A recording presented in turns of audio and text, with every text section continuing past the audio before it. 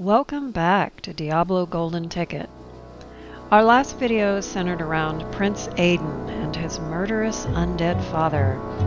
Unsurprisingly, it was a bit on the heavy side, so this time let's turn our attention to Aiden's comrades in arms, Morena and Jazreth. Now let's take a look at two of the goofiest quests in this game on level 4 of the dungeon. Moments of humor are few and far between in Sanctuary, so let's enjoy them while we can. We're also going to get our first in-game tidbits of the big picture, lore-wise, so settle in for a while and enjoy.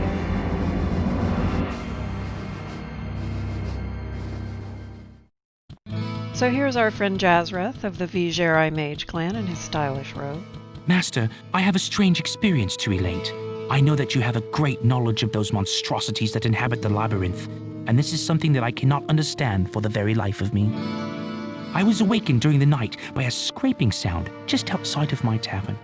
When I looked out from my bedroom, I saw the shapes of small, demon-like creatures in the inn yard. After a short time they ran off, but not before stealing the sign to my inn. I don't know why the demons would steal my sign, but leave my family in peace. 'Tis strange, now. It is strange, but also completely uninteresting to Jazreth, who's here to seek lost arcane and metaphysical knowledge in the ruins, not handle petty villager problems. Luckily, Morena happened to overhear as well. Well, what can I do for you? She's actually curious about this. Demons stole Ogden's sign, you say? That doesn't sound much like the atrocities I've heard of, or seen.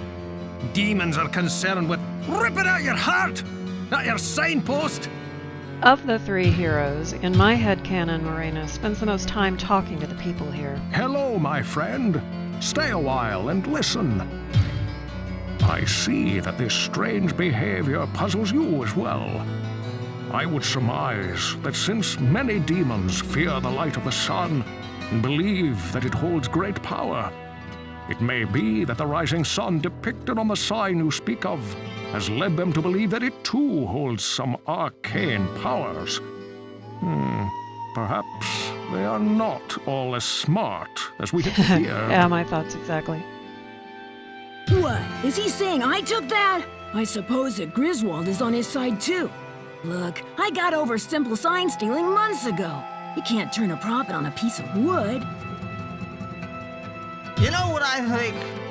Somebody took that sign. They're gonna want lots of money for it. If I was Ogden, well, I'm not, but if I was, I'd just buy a new sign with some pretty drawing on it. Maybe a nice mug of ale, ooh, or a piece of cheese. Oh, Farnham. I imagine Morena doesn't talk to these people because she particularly cares about them, but because she likes to stay informed. She's probably good with people and knows how to glean useful info from seemingly casual conversation. In my headcanon, this is one of the reasons that the Sisters of the Sightless Eye sent her here, specifically to check out the strange rumors coming out of this little town. I sense a soul in search of answers. No mortal can truly understand the mind of the demon. Never let their erratic actions confuse you, as that too may be their plan. How am I imagining Morena relating to Aiden at this point? If she's a person skilled at observing and predicting people, I think she's probably a little wary of him, though her attitude remains respectful. She and Jazreth gave Aiden some space to deal with his undead father, but I think she's been keeping tabs on the situation and can't help but notice Aiden's wearing a new crown now, and that he's becoming harder and harder to talk to. I like how level 4 of the dungeon in Morena's game is a little on the pink side. Look at this pretty floor.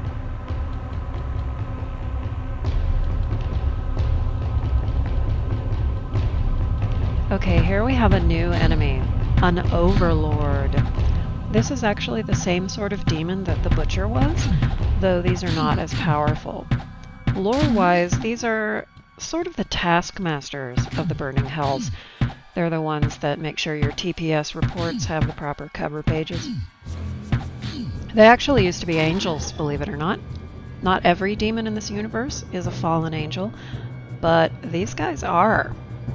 They messed with the wrong prime evil, basically, and got a bit of a makeover. Strategy-wise, these are melee guys who can stun, especially at higher levels, so if you can take them out at range, you're going to want to. Morena has nothing to worry about because I lucked out and found her a bow with knockback. When things come at her one or two at a time like this, she doesn't even break a sweat. I can't open this yet. Yet, she says. This is an indication that it's part of a quest and you need a key or something. So looking at the map here, this room is part of a little complex of rooms with a door that looks promising, especially as it seems to lead to the stairway down. So let's check it out.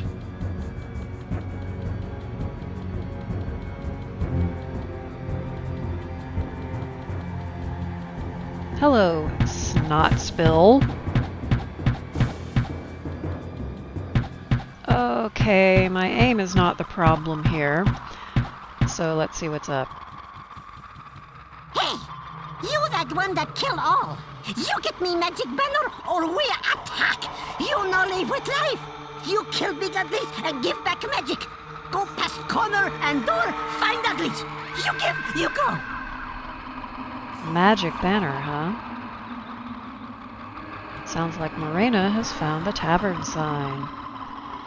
She's already killed the uglies, which, to be fair, is not an inaccurate description. So now we just go back to that chest. It's implied that snot spill gives you the key to the chest. It was just the uglies keeping him out of the room. I'm just gonna call Overlords uglies from now on. I hope that's okay. Now, you can actually return the sign to Snotspill if you want, instead of giving it back to Ogden. Snotspill, of course, will attack you anyway, and then you don't get your reward. So, I'm going to take the sign back to Ogden eventually, but first I'm going to explore this level a bit more before I pop a portal back to town.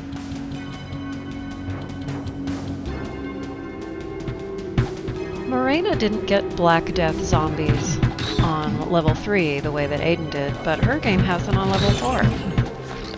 And no one is better designed to kill Black Death zombies than a rogue with a knockback bow.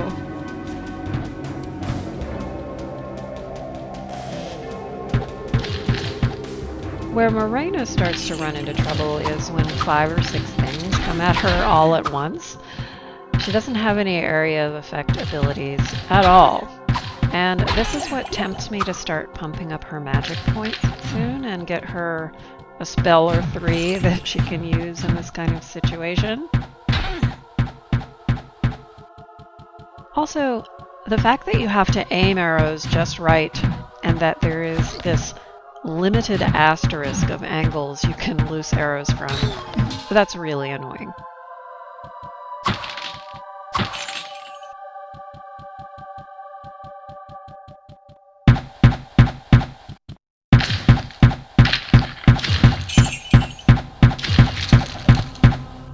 Level 10!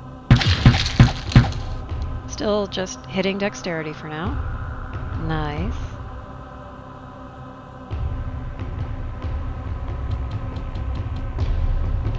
I am definitely going to want her to have a few spells before she gets to level 9 of the dungeon. But first, I just really want to make sure her archery is super effective.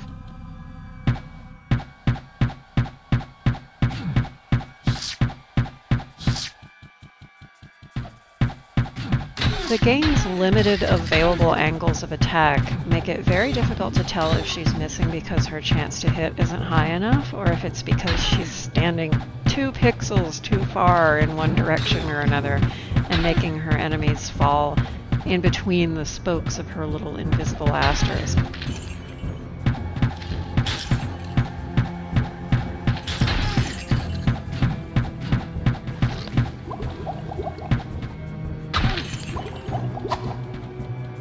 Here's where she just guzzles through every healing potion on her belt in rapid succession, thanks to lack of AoE or crowd control.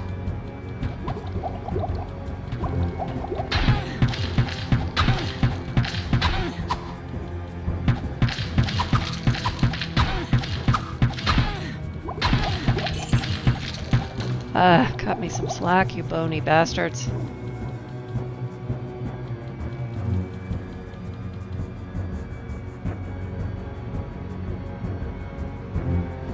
Okay, whew, let's return that sign to the tavern.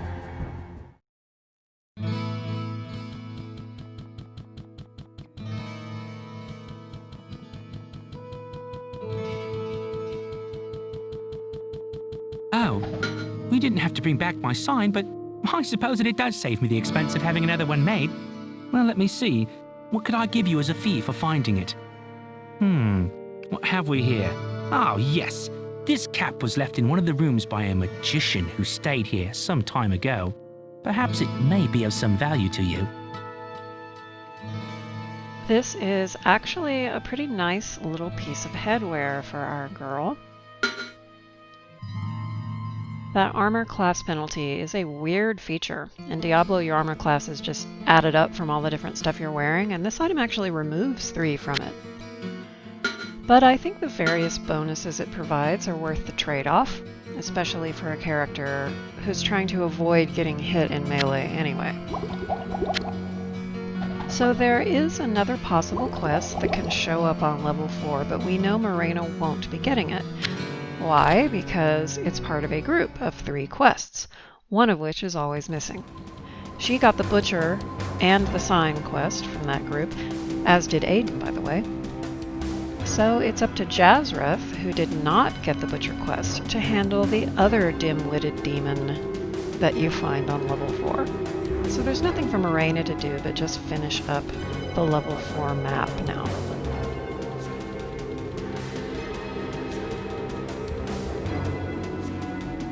What's this? The Realms Beyond. All praises to Diablo. Hey, what you reading? Says the skeleton. Never fails. Anyway, I'm sorry, creepy book, you were saying? All praises to Diablo, Lord of Terror and survivor of the Dark Exile. When he awakened from his long slumber, my lord and master spoke to me of secrets that few mortals know. He told me the kingdoms of the high heavens and the pits of the burning hells engage in an eternal war. He revealed the powers that have brought this discord to the realms of man. My lord has named the battle for this world and all who exist here, the Sin War. Cool, cool, cool. This is the first time the name Diablo has appeared in this game, unless you count the title screen. Morena probably lacks the context to make much sense of this book, but in my headcanon she'll definitely be reporting it to Jazreth and Aiden. Jazreth will probably be familiar with the name Diablo, and will probably mutter some very ungentlemanly words under his breath. And Aiden, upon examining the book more closely, would be able to recognize the handwriting as that of his father's old spiritual advisor, Lazarus! There's one of the missing townsfolk.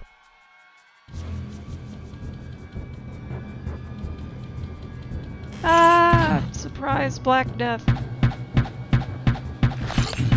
Level 11. I'm still slightly indecisive about whether to start putting points in magic. I think not quite yet. I really want her chance to hit to be pretty much 100% if possible. Hit all the things.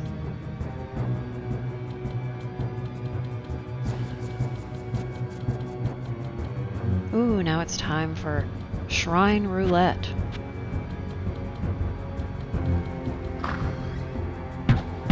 Anybody hiding in here? If so, please die. Oh, of course they were hiding in the one corner my arrows couldn't reach. Okay, what does an ornate shrine do?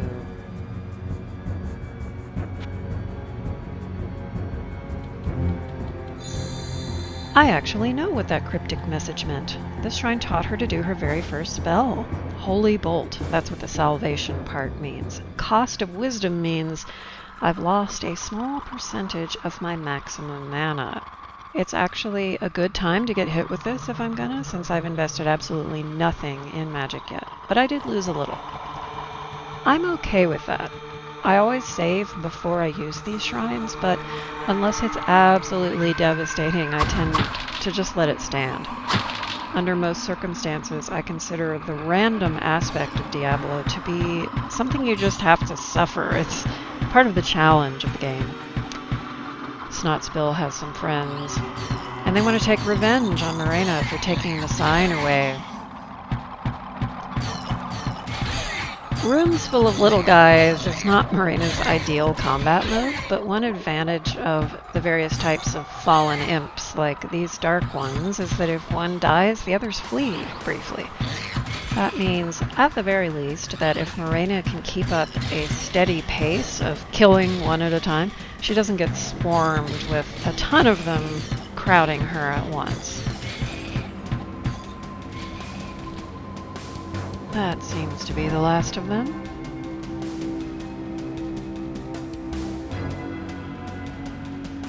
So that stairway there is the entrance to level 5 of the dungeon. So let's hop over and see how Jazreth is doing on level 4.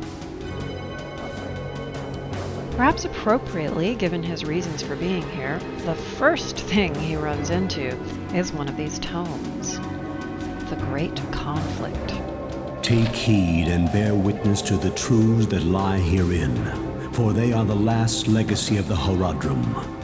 There is a war that rages on even now, beyond the fields that we know, between the utopian kingdoms of the high heavens and the chaotic pits of the burning hells. This war is known as the Great Conflict, and it has raged and burned longer than any of the stars in the sky. Neither side ever gains sway for long, as the forces of light and darkness constantly vie for control over all creation. Let's talk about these tomes, while Jazreth plays whack-a-mole with some scavengers. You notice that Morena and Jazreth found different tomes. This is one of the things that can vary from game to game. There are 3 sets of 3 tomes. Lazarus tomes, Horadric tomes, and demonic tomes. You'll find tomes from only one set on levels 4, 8, and 12 of the dungeon. Morena found a Lazarus tome, so she'll find the other 2 of those later. This one here called itself part of the Legacy of the Horadrim, so it's the first of the Horadric set. I find that especially appropriate for Jazreth's playthrough because he's a nerdy mage guy like the Horadrim were.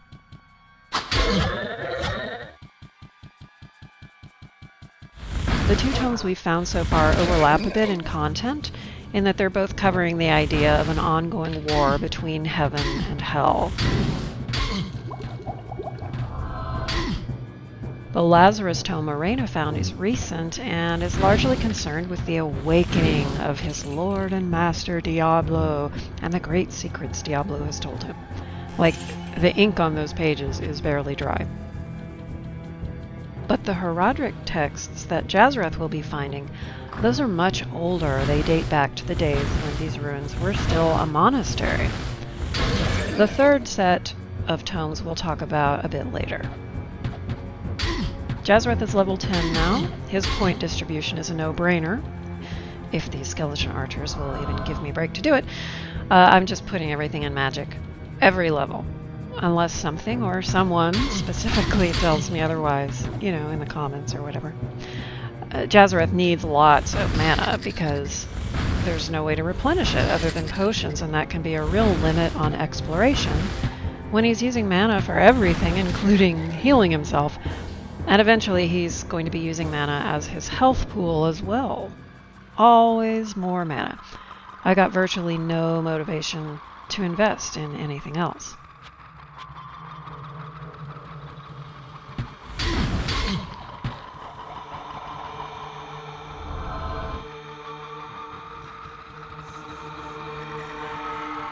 I'm still getting used to switching between all these different kinds of spells. There just really isn't a way to make it feel smooth to me.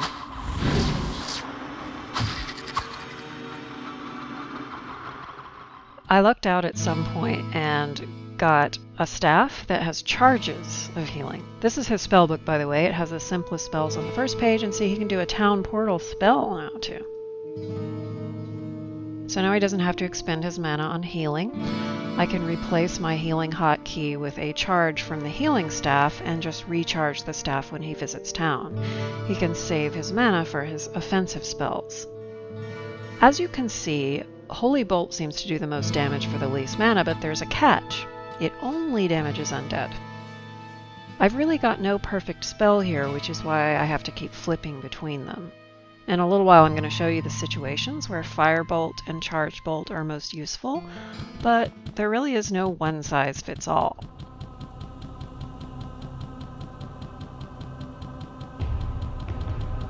So who's this? A Khazra, or a goat man, named Garbad the Weak. He's not attacking me. Please, no hurt, no kill. Keep alive, and next time good bring to you. Well, okay. So Jazreth goes away for a bit and comes back. Something for you I am making. Again, not kill Garbad. Live and give good. You'll take this as proof I keep word. Unfortunately, he's standing right on top of the thing he made for me, so I can't actually pick it up.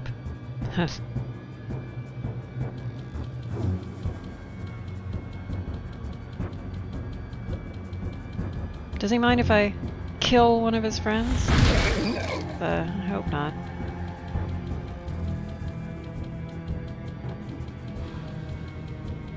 Going to kill some uglies in the meantime. Notice how Jazreth's technique is almost exactly the same as Morena's, because his Firebolt has a bit of knockback, just like her bow. Firebolt is for somewhat stationary, single targets.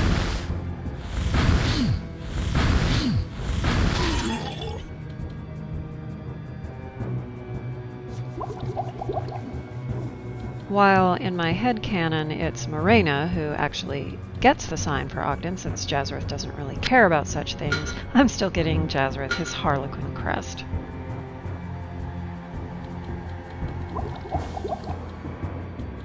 Now here's the type of situation where Charged Bolt really shines.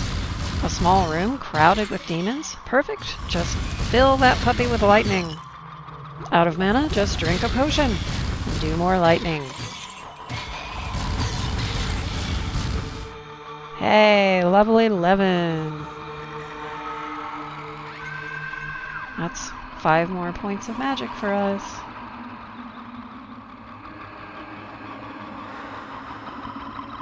And again, now we've found the stairway down to level 5, but we have some other business to attend to before we proceed.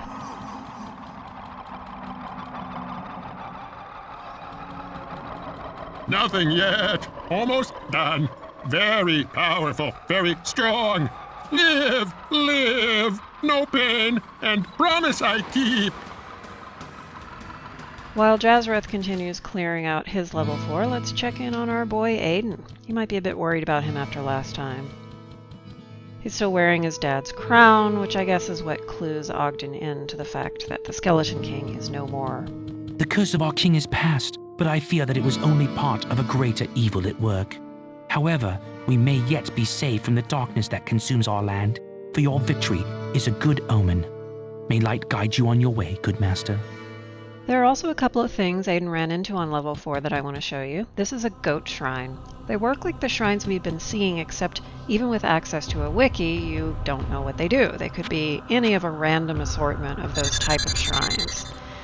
In this case, Aiden got a version of that shrine we saw Morena access earlier. He got some mana lopped off in exchange for a spell. In this case, Charged Bolt. Cool. Level 2 Charged Bolt. So now he can do a spell with his 2 mana points, or whatever. I'm continuing to mostly focus on dexterity with him, but now I'm also giving 1 point each to strength and vitality every level. High strength is going to allow him to equip some better items. He also finds on this level some hidden, a new type of enemy that we've not seen yet. Not seen yet. Get it? Because they're invisible until they attack you. Anyway, you can still hurt them when they're invisible, if you can guess where they are. Aiden's doing pretty well money-wise. And he also got the sign quest, so now you get to see how much more awkward fighting Overlords is when you don't have a ranged knockback.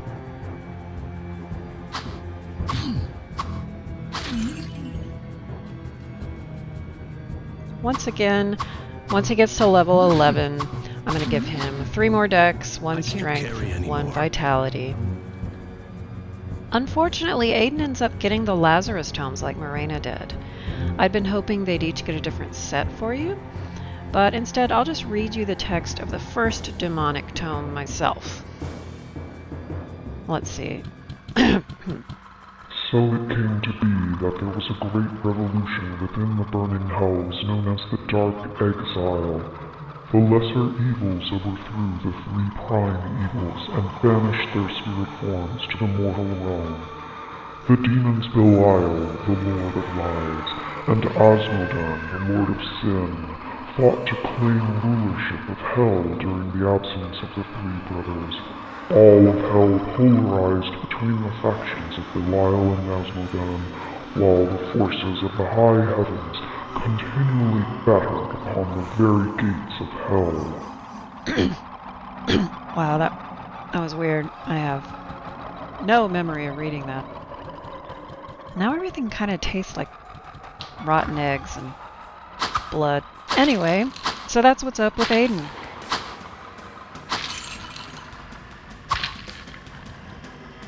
Let's wrap up with the conclusion of Jazrath's quest. This too good for you. Very powerful. You want, you take. Curse your sudden and inevitable betrayal.